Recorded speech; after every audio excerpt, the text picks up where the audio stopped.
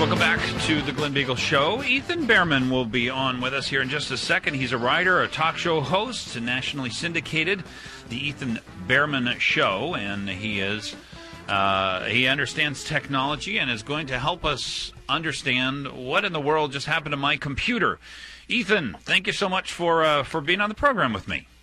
Well, Glenn, it is a pleasure to join you. Thanks for having me. I think most people, I don't even actually know, what percentage of people have seen a Windows 8 implementation to this point?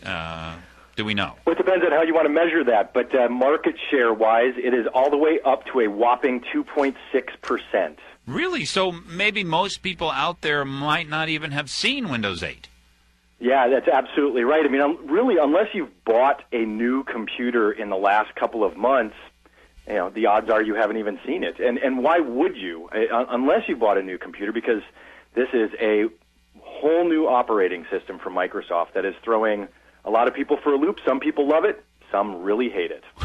I was just told by my producer that he looked for the control panel, which we're also fond of from the old versions of Windows, for about an hour. All right, so I think the Windows 8 operating system is going to become more and more apparent, and that's really the reason why we're having the conversation. First of all, is Microsoft taking a risk in having a dramatically different operating system, and what are they really looking to do here? Oh, well, that's a there are many ways of answering that, but really, so you look at a company that has a couple of $100 billion market capitalization, and they've dominated the desktop operating system market for decades now, really, and Apple's been nibbling away at that. And then really what was the magic moment for Microsoft changing everything so radically in Windows 8 was the release of the iPad in early 2010. They had started the development of Windows 8 in late 2009, and then that iPad changed everything. Okay, well, so they're trying to compete, and this is a totally new market that they're trying to compete in. People are moving away from the larger frame computers. I've got my monitor, I've got a large laptop. They're moving away from that. How do the numbers look on trying to use like a pad PC, a phone, and a computer? They used to be heavily weighted towards computers. Is that changing? Well, so that and this is where they're taking the competitive page, and I think rightfully so, from both Google and Apple. I mean, so we have the whole Android ecosystem, and you have the Chromebook from Google as well now. So Google's eating into Microsoft's desktop space. Apple's been eating into, well, Microsoft's desktop space.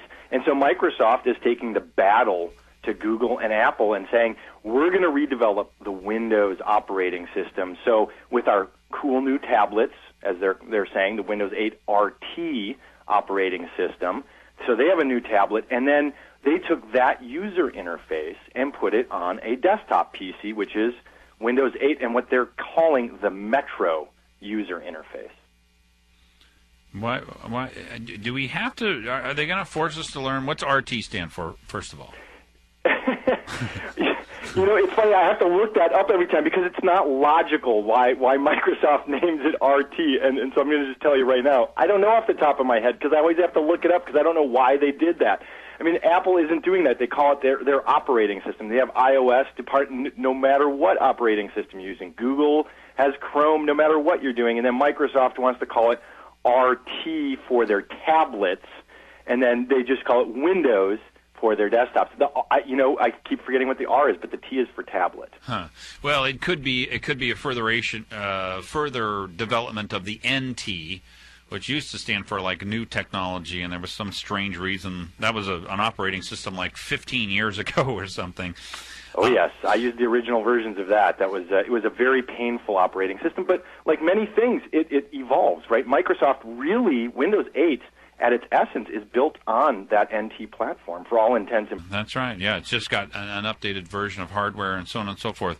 So here we have the battle being taken to Microsoft from a new direction, and that is people basically wanting to move to pad PCs. Phones are getting more and more and more and more and more powerful, more interactive, more useful. And I imagine voice technology has got to play a part in sort of the future of computing as well. Well, absolutely. And, it's really challenging. Voice technology, I remember being a kid going to Computerland and seeing IBM demonstrating on an original, XT computer voice technology. And only in the last really year you see products from Google and Apple making a big difference. Microsoft hasn't played as strongly in that yet as the other players have, but they are really taking the page, again, of making a consistent user interface, and even maybe more important, I think, than the voice technology, where Microsoft is really going to strongly challenge Google and Apple, is this concept of SkyDrive. So Google has their storage platform that you can access from all their different devices. Apple has what they call iCloud, and Microsoft has something called SkyDrive. And that way, in the cloud, Microsoft stores your documents, and then you can access it from any of your devices seamlessly, as they claim.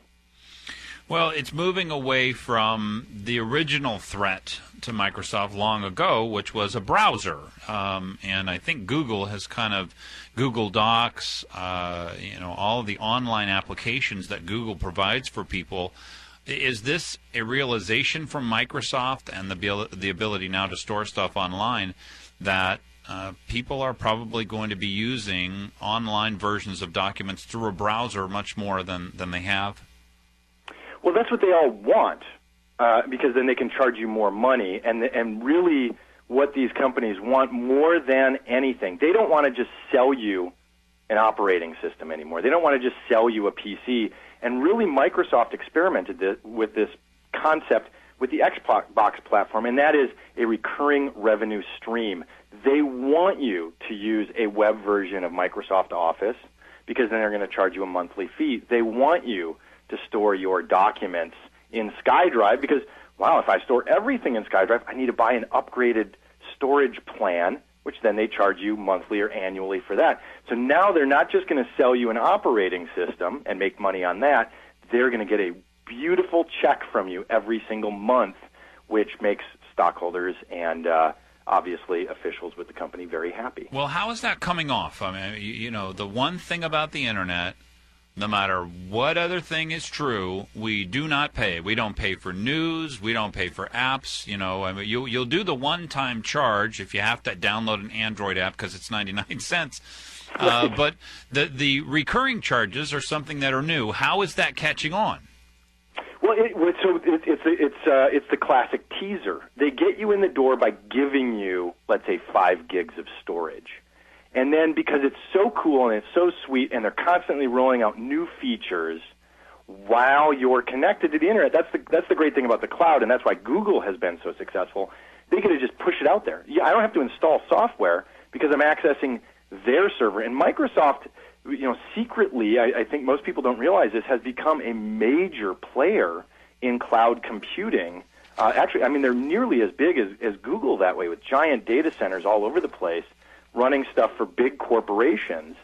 And so people on the end user side of the business, so with your home PC, I get new stuff, and I didn't have to install, I didn't have to go through the hassle of installing something new. Man, that's great. So I'm going to tease you with a little bit of storage. I'm going to give you new stuff, and I'm going to say, well, now that you've stored this much, you're going to have to pay me a little bit more. Well, how is that working, though? Because do people, what percentage of people move from the thanks as long as it's free to, okay, you got me, I'll take it? It's not as many as they would like yet, which is why Windows 8 was this was their push, is to now unify tablets, phones, and PCs into this SkyDrive and one user interface. Because now, look, from your phone, do you really want to you want access when you're on the road, you're in a meeting, you're whatever, you're at the rest stop on the side of the highway, I need to access this document. Wow, I ran out of storage for it. Okay, it's going to be worth $5 a month. I'm talking to Ethan Bearman. Is it Bearman? Yeah, Bearman, like the animal, like the grizzlies that you guys have, right? Oh, yes, they're everywhere. They're in our garbages. Ethan Bearman, who is a writer and a talk show host, nationally syndicated, The Ethan Bearman Show, and he has gone and walked us through here basically the big deal about Windows 8, and the reason that Microsoft, I think, took a risk on this is because people needed to only interact with, or they're thinking people need to only interact with one version of Windows. If it's on your phone, if it's on your pad, if it's on your PC, the interfaces are very similar. Yeah, that's absolutely right. And you know, this is the great challenge that Microsoft faces, because when you have an 80% plus market share and hundreds of millions of people use your operating system, and most people, honestly, are most used to like the Windows XP interface still. And Windows 7 has finally overtaken that. So the great risk that Microsoft took here was a radical new user interface that, seriously, I mean, Glenn, you and I are used to older interfaces. So when you, and as you talked about with your producer, when you first fire it up, it's kind of scary. It's the younger generation that will grab it instantly. And it's the older ones of us and those in corporate environments that are going to need some training. Well, I unfortunately, we're out of time. Is there any final thoughts that you have for us? Is this just a reality? When should we expect Windows 9? And you know, I mean, is this going to catch on? Is this going to be where we're headed in the future? This absolutely. You're going to have to kind of, you know, suck up and start getting used to it. I mean, you can fight it for a couple of years and stick with Windows 7, but Windows Blue was just leaked yesterday. Okay, that's a really bad naming convention for an operating system, because I think most people, younger people, will associate that negatively. Well, and even and anybody who's ever worked in IT, and I know, Glenn, you're very familiar with technology, blue screen of death is what I think. Oh, there you go, Windows Blue. That's so funny. Oh, my gosh, that's terrible. Ethan Bearman, I really appreciate you coming on and discussing with us some of the intricacies of Microsoft. They're still a massive force in our country and something we are going to have to get used to. So thank you. Glenn, thanks so much for having me. Appreciate Ethan Bearman, writer, talk show host.